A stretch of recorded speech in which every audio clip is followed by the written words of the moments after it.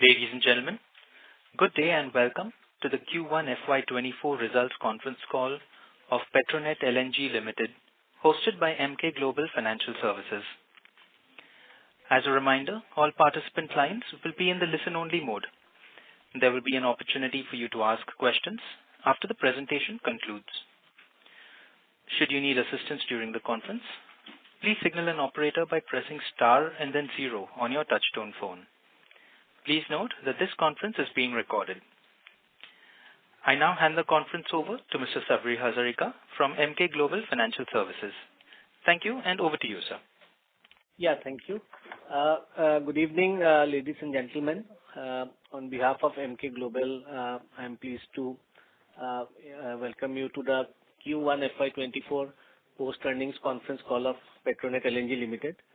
The company will be represented by the senior management led by Mr. Vinod Kumar Mishra, Director of Finance, Mr. Rakesh Chawla, GGM and President Finance and Accounts, Mr. Gyanendra Kumar Sharma, CGM and VP Marketing, Mr. Vivek Mittal, CGM and VP Marketing, and Mr. Devabrat Satpathy, General Manager Finance and Accounts.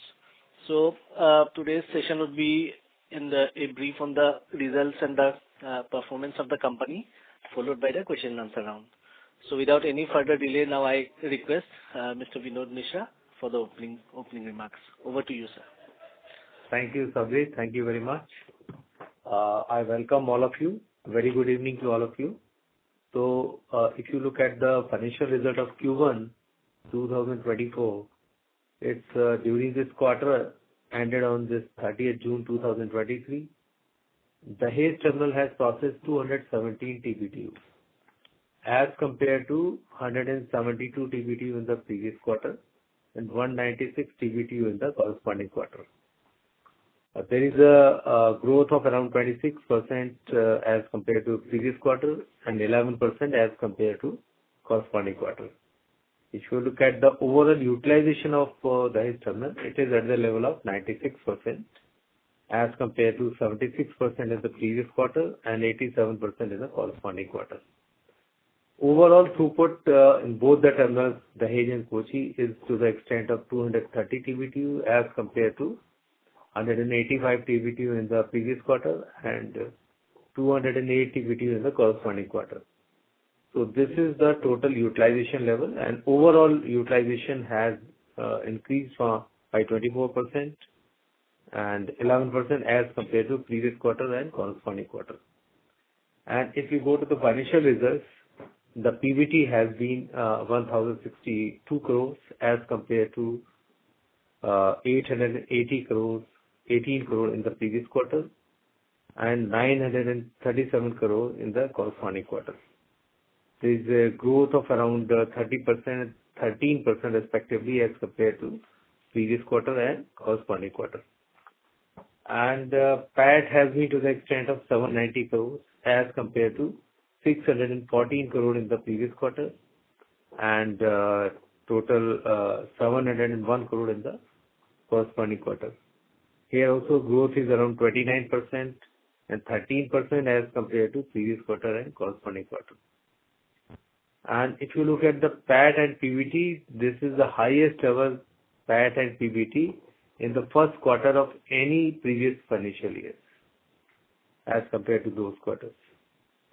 So this is how the company has fared. And now if you look at the total throughput which we have been able to achieve is due to better capacity utilization and efficiency in operation.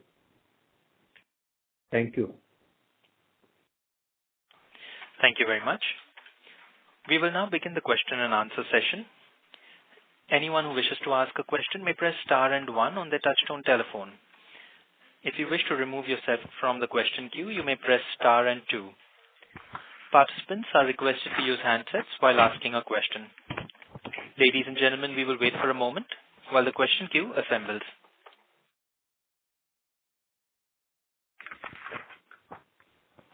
The first question is from the line of Probal Sen from ICICI Securities. Please go ahead. Thank you for the opportunity. Good evening, sir. Two questions from my side. One was that GAIL, in its own analyst briefing a couple of hours ago, mentioned that the Dabhol breakwater facility is making progress, and once it is actually completed in the next financial year, they would look to probably divert about 12 to 14 cargoes that they now route through the Dahej terminal. So which translates to, I guess, somewhere around 1 million tons or so. Do you realistically see this as a threat to our utilization in FY25 if GAIL actually manages to follow through on this guidance? That was my first question. You are referring to this press conference or whatever investor meet you must have held with GAIL. Right. Actually, this I cannot comment if they have something in their mind and they have stated to you. The only thing I can say that whatever capacity is booked to the extent of 2.5 MMTPA and to the extent of long-term contract they have with us to the extent of clear of around 4.5 MMTPA out of 7.5 MMTPA in RasGas. So that will continue. So I think there should not be too much of impact because GAIL is already having more cargoes in their hand. They can bring more cargoes to India. So as far as our commitment is concerned, it will remain so, and perhaps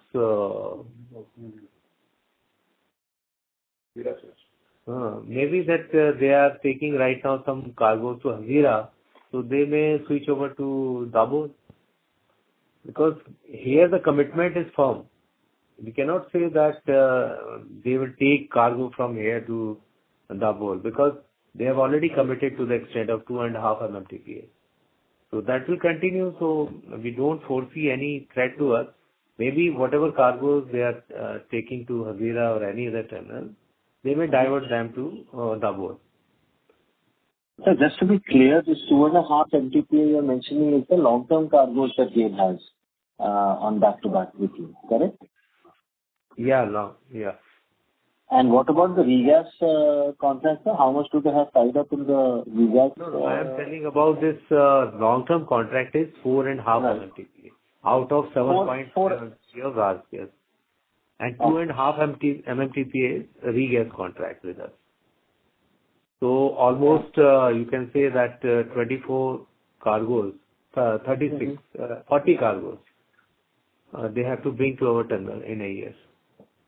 To the 40 cargoes in total, long-term as well as regas. Equivalent to 2.5 MMTPA. Understood. Right. Thank you for that, sir. The second question, if I may, was with respect to the petrochemical expansion that we have. Any further updates you can share in terms of where the project is right now, whether we have moved in terms of any milestones, finalizing any licensure and things like that? Can you share any updates on that project? Right now, it has not gone to the board for approval. So now the consultant is already preparing the DFR and other things. And so as and when it will come to the board, then only we will initiate the proceedings. But right now, you are right that we are doing some pre-project activities. So that is there. And as and when this licensor selection is finalized, we will put up to the board along with DFR. So that part is maybe completed in next 4, 5 months, 6 months maximum.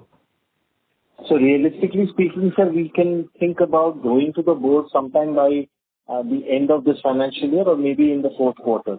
Is that a fair way to look at it? I cannot predict it. It will be too early to say anything, but maybe in 3 months also it may happen, 2-3 months or maybe 4 months.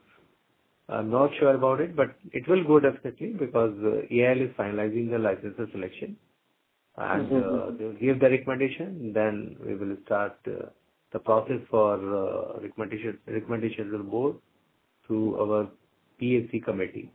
So that is there, but exact timeline I cannot predict right now. But I have told you the maximum time limit is 4 to 6 months, 5 to 6 months maximum. Understood, sir. Understood. Thank you, sir. I'll come back if I have any questions. Thank you for your time. Thank you, Prabhu. Thank you. Thank you. The next question is from the line of Kirtan Mehta from BOB Capital Markets. Please go ahead. Thank you, sir, for this opportunity. Sir, sorry to interrupt, but you are not audible, sir. The volume is very low. If you could please speak closer to the mic. Is this better? It's a little better, sir. Please go ahead. Yeah. I wanted to understand the progress on the take-or-pay revenue that we have charged to the customer.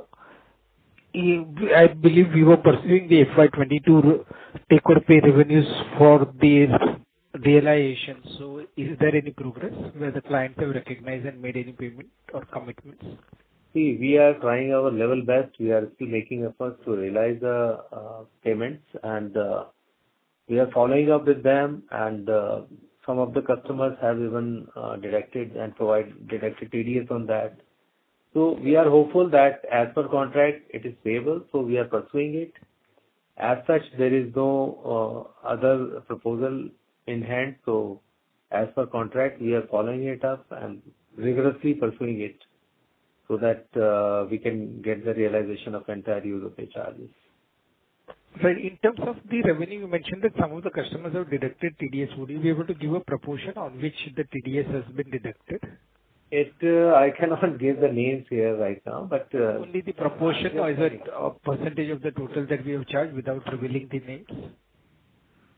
Percentage-wise, I cannot discuss, but I am telling you that this is a good sign that somebody has recognized that there is a liability in their books. So it's a good thing for us that they are in process of recognizing the liability, and that's why they have deducted the TDS. Right. So the second question, I just wanted to clarify my understanding of your previous answer to Proval. So what we are saying is that the GAIL has a 2.5 million ton contract with us, which includes both the service as well as the long-term values, and this translates to around 40 cargoes that GAIL is committed. No. I'm just interrupting you. There are two contracts. One is long-term contract against the gas volumes, which is to the extent of 60% of 7.5 MMTPA. That works out to 4.5 MMTPA. So that is a part, which means sale of RLNG we are doing back to back to the extent of 4.5 MMTPA, which translates equivalent to almost 72 cargoes. So that is apart from this 2.5 MMTPA, which is equivalent to 40 cargoes. Total 112 cargoes, if you look at from these two contracts. And this does not include this ExxonMobil volume, which is also to the extent of 30% of 1.425 MMTPA. So I'm just telling you in totality how much is the commitment of GAIL. So these are all firm commitment. Understood, sir. Thank you. Thanks for this clarification. Thank you. The next question is from the line of Maulik Patel from Equirus Securities. Please go ahead. Thanks for the opportunity. So a couple of questions. First is that on this project expansion on the Dahej, can you just give the updates, the status of the GT storage tanks, where are we right now? And there has been some talks in the market that we are not getting the support from the government of Gujarat, particularly from the Gujarat Maritime Board, in your proposed expansion, because you require to get that approval, and government of Gujarat is not giving because there has been a due from GSPC against this take-or-pay contract. Can you just please any update on the same? See, all these things you are just mentioning, I am not aware of those. But what I can say that progress is well as far as our capex is concerned. We are going ahead well, and this tanks construction is almost more than 50% complete. Maybe by end of this 24, we shall be completing both the tanks. So I think that's not an issue capex wise. And second part is the Dahej expansion part. For that also we are just going to award the contract, so that we can just finalize all the details, and it is going on. In fact, some work we have already started. And of course, these will be awarded, more packages will be awarded. In fact, our consultant AIL is there, who is the EPCM contractor. So he is doing all the jobs. So I think there is no hurdle in that, and it will come in time. that part is also to be completed by March 2025, almost. So it is all well in time. All these things, stories are coming up that this is happening, that is happening. It's all not correct. And in fact, whatever is happening is correct, and that we are following up. And maybe some delay might be there on one part or another, but it's not because of any other reason. Sure, sir. Got it. Sir, another thing is that on particularly to the various capex which you have lined up for the Dahej, this Dahej expansion which you mentioned is about the jetty, right? And the regas facilities which you need to set up. Yeah, in fact, this is the debottlenecking of the Dahej plant to the extent of capacity expansion of 5 MTP from 17.5 to 22.5. One part. Jetty is another part which is going on separately.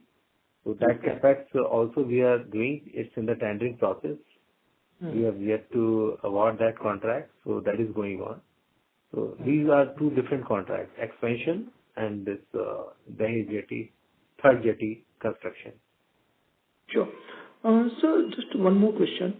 On the outlook side, if you look at the domestic gas production has increased in the last couple of months because of the Reliance started producing the gas from the MG field, and the price of the international spot LNG is also lower side. So there has been an incremental demand. Where do you see the demand for the country? And recently the GAIL in today's call was very optimistic that they may finish the year with an 123 MMSCMD volume compared to the 115, 116 they have done for this quarter. So what is your outlook on the gas consumption and particularly for your volume? Gas consumption level, I'll request the marketing team to explain it. The gas consumption level is now slowly increasing in the country, and you would see from our budget itself, the spot market has become quite affordable and comparable to the long-term contract, and that is what India has started setting up.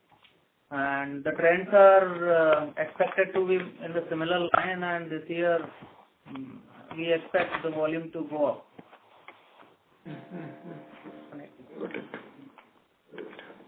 Have I answered your question? Partly, sir. Sir, in case of, let's just wanted to say another way. Let's say there has been some take or pay which demands which you have asked for to your off-takers, right? GSPC, Torrent, BPCL and others.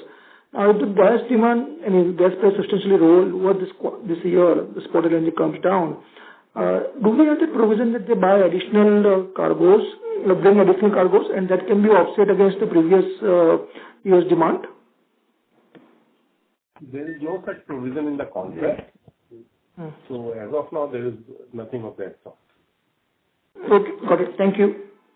One more, just I am supplementing what Mr. Sharma has just explained. The volume, if you look at last year, you are saying 120 MMSCMD, which is not correct. In fact, you see the last year estimate consumption, it's 160 MMSCMD. And this month itself, June end, it was 179 MMSCMD. So gas consumption is increasing, not decreasing. April, it has been 167 MMSCMD. That number which I spoke was only for the GAIL transmission volume, which was 116 MMSCMD for this quarter of Q1, and it was 108 MMSCMD for the previous quarter of Q4 FY23. So it was only for the GAIL and not overall in gas consumption. Okay, fine. Then it's fine. Okay. Thank you. Thanks for the clarification. Thank you. The next question is from the line of Varatharajan Sivasankaran from Antique Limited. Please go ahead. Thanks for the opportunity. We were referring to the contract, so if you can complete the loop by giving us what are the other contracts and the remaining tenure of some of these contracts, because the long-term contract we are aware of, but guys like Torrent and even GSPC for that matter, what is the remaining term of that contract and the quantum? See, if you are talking about regasification contracts with the customers. That's right, sir. Yes. Yeah. So if you look at the contracts up to 2035, or 36 rather. So if you look at the regas contract we have, it is total 8.25 MMTPA. If you look at the division, it's a different companies are there. mainly by GAIL, IOCL, BPCL, GSPC, Torrent, and Adani. One for 1 year or 2 years maximum, Adani part. But other contracts are for 2000 up to 2036. So that means it's a long-term contract for regasification, and that is going. It will continue. It has been a difficult time. You see, the last year, whatever prices have gone to that extent, exorbitant level. This is because of various unprecedented market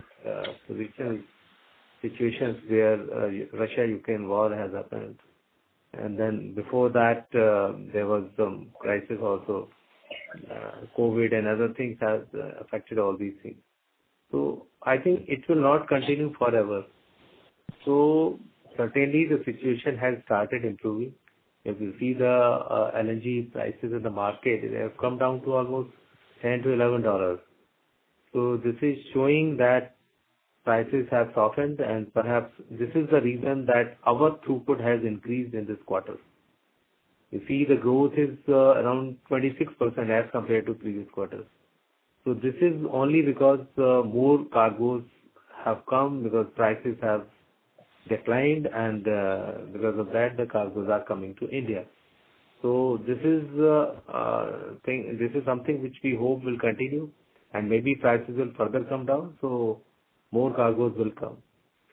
Just wanted to check specific to Torrent and Adani. We were under the impression this was more like relatively short-term contracts with remaining terms of around 1 or 2 years.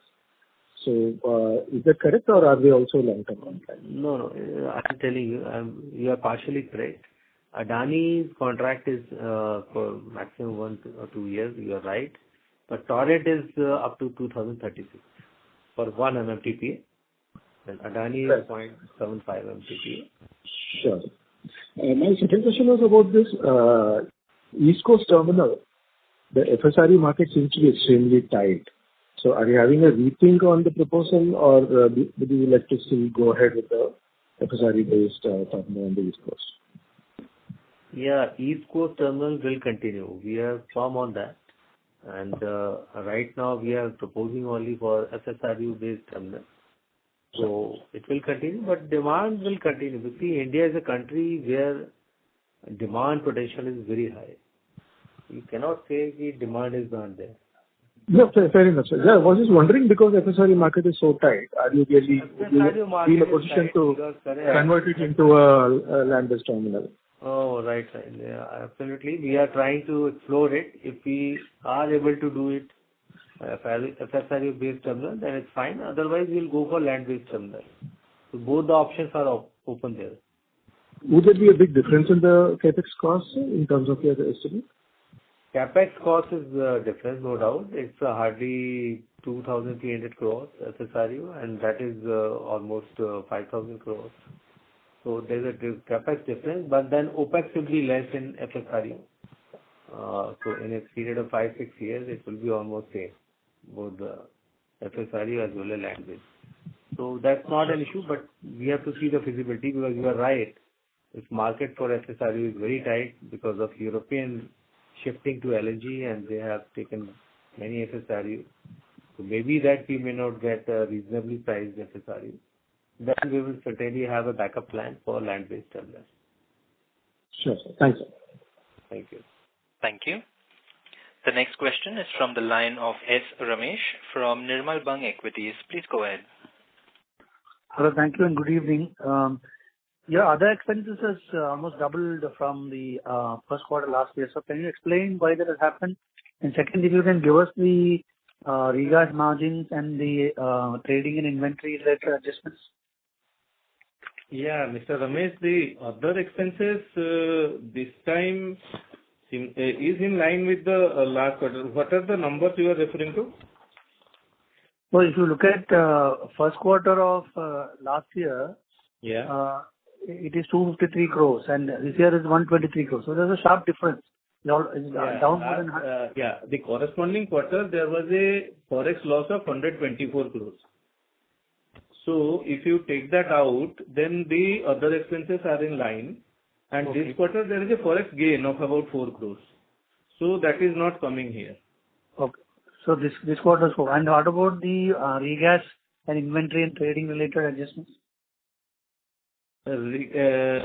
See, this since we had told you in the past that once the prices stabilize and the throughputs start increasing, the trading will definitely be also stop at certain level. So this time around, the trading gains are about 13 crores and the inventory gains are about 15 crores. And what about regas margin? The regas margins are the same. I mean, the throughput, if you see, it is 230 TBTUs.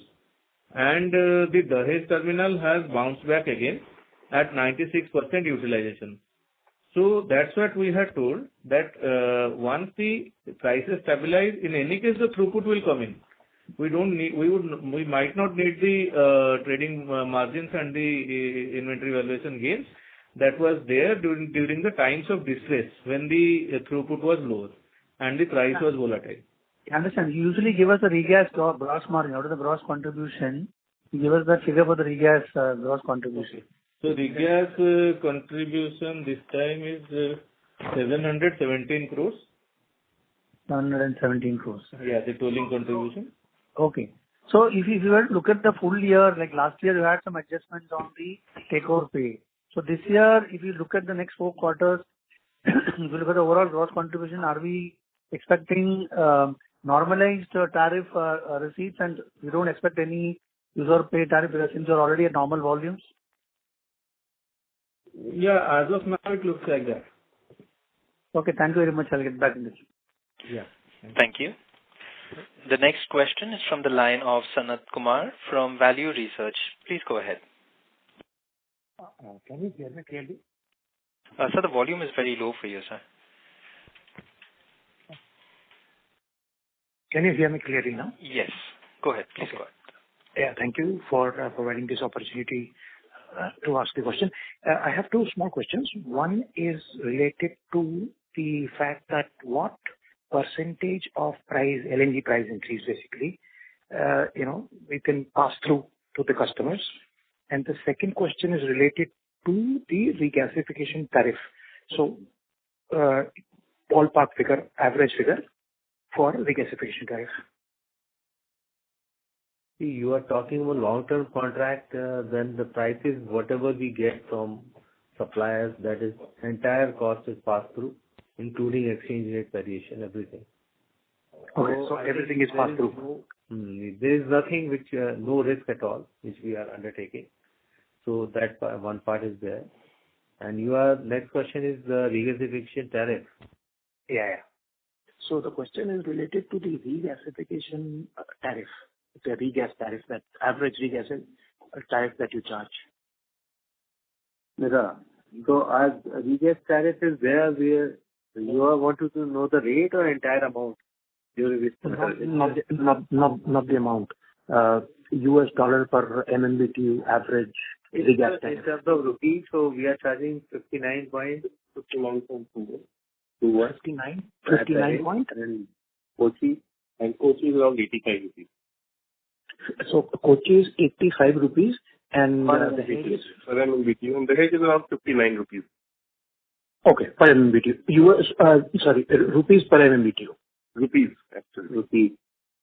Okay. And another question which is related to LNG prices. So given the additional capacities that are coming up internationally on the production side, the LNG production side, do you think LNG prices, by the end of this year, will further go down by 50% or on an average? So I'm not looking at an exact number, but just a ballpark figure as to how much do you think they may go down? We cannot predict LNG market, it's a very difficult thing. So many people predicted last year also, but all predictions have gone wrong. But as of now, it doesn't look as if prices will increase. But they are likely to remain stable at this $10 to $12. So I cannot predict it will go down 50% again. So this, I don't have any data, but one thing I can assure you that maybe after 2026-27, when more LNG liquefaction capacities are coming, maybe up to the extent of 150 MMTPA and even more. So there is likelihood that this energy prices will decline after that. But in this market, when the demand supply um, dynamics are changing day to day, I don't know what will happen. But as of now, in the near term, in 2-3 months, 4 months, looks like it will be in the range of $10 to $12. Okay. So that's what I'm looking at. So I'm not looking at a great number. Obviously, nobody can predict that. So roughly remain stable or may go down by some number. Likely to be stable. Yeah. Okay. Okay. Thank you so much. Thank you so much. Thank you. Thank you. The next question is from the line of Niharika from Equitas Investment. Please go ahead. Hi. Thank you for the opportunity. Can you just brief me on the whole volumes which we have booked this quarter? GAIL. The whole we don't deal. You ask this question from GAIL. We are at the edge. No. So because they stop it and kind of we book for the monsoons, right? We get their volumes. We don't get a split like that. There is no split. The only thing that in this monsoon season, they divert the cargoes from Dabhol to the edge of any other place. So that is happening, but we don't have any data that how much they have diverted. But definitely they have done because their terminal is closed for the next 6 months almost, till this September month. September, yeah. And my other question would be, government is very aggressive for this connection of northeast grid to like gas grid. So do we have any workout data that what kind of potential volume can come from northeastern part? Because they are very gung-ho on it and the work is going very fast to connect the whole northeast. The pipeline connectivity is yet to take place. This is Indradhanush pipeline. But since Petronet is not in pipeline business, so for us it's not possible. But definitely, if the new demand comes, then of course it's good from a terminal operator perspective at Dahej. Right. I was asking for like overall demand should go up because of the connectivity. It should go up. Of course it will. Okay, we We not don't have have any numbers right now. potential worked out basically, the kind of volumes which might come. As of now, we don't have. We don't have data on that because, there is a different type of gas, domestic gas, LNG. So all those things are to be seen. And if you see for the domestic gas usage, most of the allocation are from this domestic gas, which is available at cheap rate. So it's not a right question to a person like us, because we are in LNG regasification terminal. So not much of gas is used in domestic segment as far as the LNG is concerned. Most of the gas is used is domestic in that segment. So Indradhanush gas grid is definitely a different venture, and we don't have any idea on that. Okay. And your outlook on Europe scenario, what are the reserves there? And because last year it created a lot of volatility. So do you have any, because you would like, if you can share something on it? Volatility cannot be ruled out at any moment of time, but one thing I can say that looking at the international situation, even Russia-Ukraine war has become almost an accepted thing across the globe, and people have taken it as usual. After discounting that also, prices are stable, and because European countries have enough inventory, so they are also not doing any panic buying. And perhaps that is a solace to us also that they are not doing it because they have storage of almost 84% of inventory. So that is good enough to cater to the winter season, which will be there in the month of October, December, and January, February. So that way it looks like that prices are likely to remain stable at $10 to $12, which is going right now.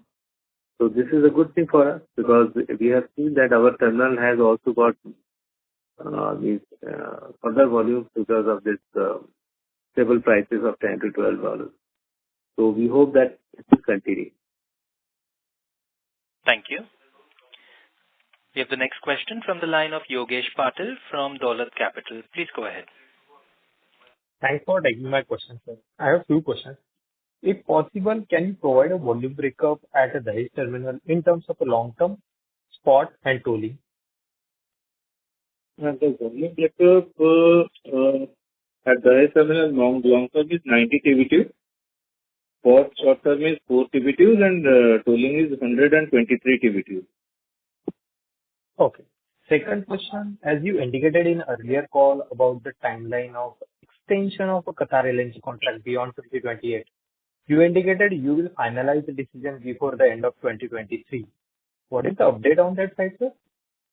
Yes. This is very much on time, and we are already engaged with the Qatar Energy for the discussion on this subject. And that is before December 23, we should finalize it. So are you near to extend this contract? Finalization stage is very near. Can we expect this type? These things cannot be. This is very near how far it is, but it is going on. And target is very clear. Before December 2023, we will finalize and sign this contract. Okay. So next one, considering the upcoming huge LNG export capacity additions in the next 3 to 4 years, are you planning to enter with a separate LNG purchase contract with the global majors? We are definitely exploring all the possibilities to have some volume, source some volume from international market also. But at the same time, we are cautious because if you see the market, it has been tight. And it's a tight market, you will not get the right price. So this is one of the deterrents which is there. And that's why we are very cautious. Because nowadays, if you see the contract, they are at a very high slope in the international market. So because the availability is demand supply is neck to neck, and that's why the suppliers are now looking forward to have some higher slope for the LNG pricing. So that way we are very cautious. So we will definitely look for it, but at the right price. So that is always going on. But current concern is only this extension of RasGas contract, which we hope will be done by the year. Okay. And last one from my side, sir. In the next 2 to 3 years, our regas capacity will touch 22.5 MMTPA. Any update on new capacity tie-up with the off-takers for the long term? Expansion, we are looking forward. We are open and we are in talks with the off-takers that they should book some more capacity in our tender because we are putting up this tender. So are you in a discussion with any off-takers? We are discussing, but we cannot discuss all those things which we have not finalized. We are in discussion. And certainly, this is open to others also who want to book the capacity in tender. Certainly, this will happen, but this is going on and it's a process. Maybe we will find customers very soon. Okay. And lastly, sir, if possible, can you share what is the July 23 utilization rates for the Dahej, if possible?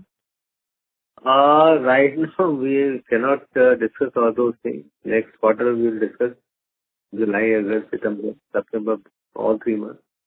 Right now, we cannot discuss. It's all taken together, we take it. So is it higher than 96% what it reported in the quarter first FY24, or is it lower? Can you indicate something? Yogesh, actually, we will not be able to discuss it. You might take the PPAC data and look at it. Okay, thanks a lot, sir. Thank you. Ladies and gentlemen, to ensure that the management is able to address questions from all participants, we request you to please restrict your questions to one per participant. The next question is from the line of Darshan Gandhi, an individual investor. Please go ahead. Hello? Yes, you are audible, sir. You may proceed with your question. Yeah. Thank you so much for this opportunity.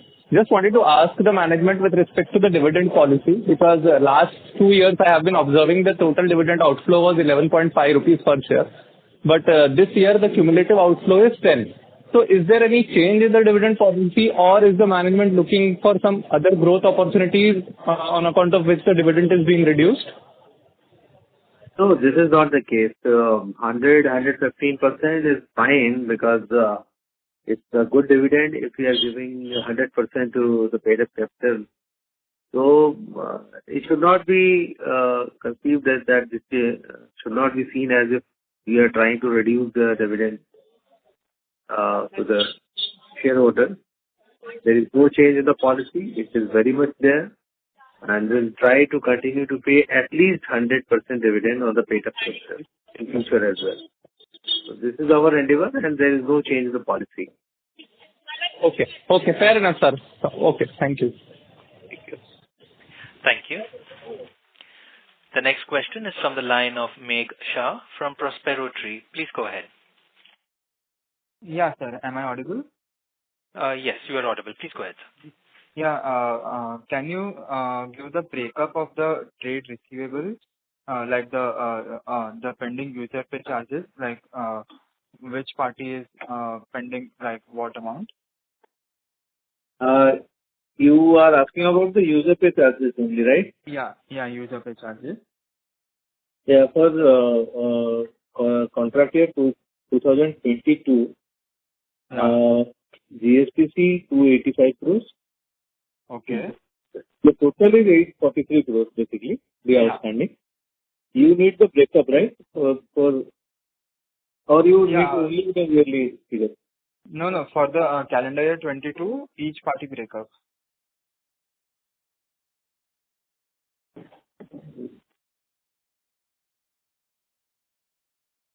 Yeah, it's GSPC 285 crores, BPCL 26 crores, Torrent Power Limited 179 crores, IOCL 227 crores, and ATPL, that Adani total, 125 crores. Okay, so basically the promoters are supposed to pay to the company itself, right? Like most of the user pay charges, like the IOCL and are all promoters as well, and they are the clients as well, customers as well. So why are the promoters not paying to the company itself? Like if we see the funds are pending from calendar year 20, 21, 22, so 3 years, and we are in calendar year 2023. So from 3 years the funds are pending. So it's very it gives a very negative signal to other customers and to the market generally. So No, it's not like this. You are wrongly saying that it is pending for the 3 years.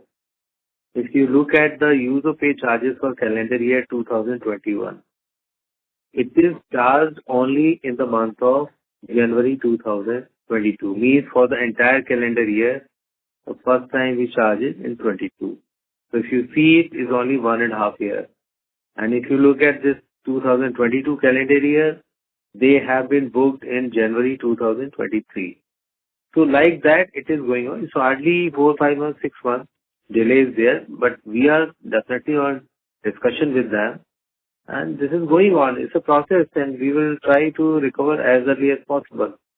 But only thing that there has been some difficult situation in the past, which nobody can rule out, but still we are hopeful because as per contract, these are payable. So this should be paid by them. So it is only 1.5 years since first time they were booked this user pay charges. okay, got it. Any expected timeline till when the funds will be received? See, we expect it as early as possible. Within this financial year at least, we expect it. In this financial year. So what are the chances that they will be received in this financial year itself? If you can. Chances, nobody can predict. So only I cannot predict it when I will get it, because it is a discussion, it's a mutual discussion going on. So once this is settled, it will be known to you. But there is no timeline as such that when it will be received. Thank you.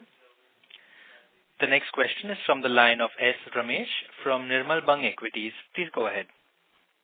Yeah, thank you very much for the follow-up.